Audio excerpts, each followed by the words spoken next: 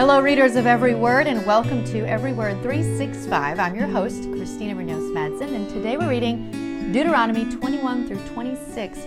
Does anyone else feel like you are that emoji with the wide open eyes after today's reading? Proof of virginity, stoning to death a rebellious son, crushed or cut off male parts.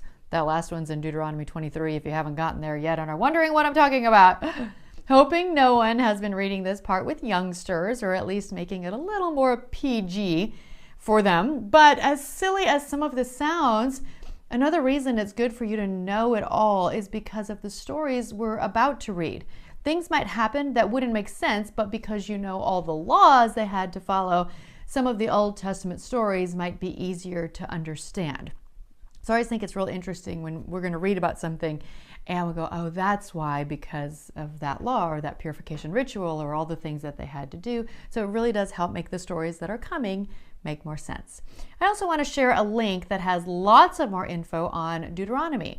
As you scroll down, you can find links related to today's reading, including why is there a curse associated with hanging on a tree? And does Deuteronomy 22, 28 through 29 command a rape victim to marry her rapist? Keep in mind, this is just for those of you who want to dig a bit more, but be careful not to get too pulled in and end up falling behind on the reading assignments. And again, if you do, put a paperclip around what you missed and read today's. But I want to help you learn more, but I don't want to hurt you by giving you stuff that is just going to take you down a rabbit trail and take you away from your daily readings. This is the priority, and this should come first. Be sure to read today's daily walk too, although I'm sure none of you has an irritating coworker, right? Of course not.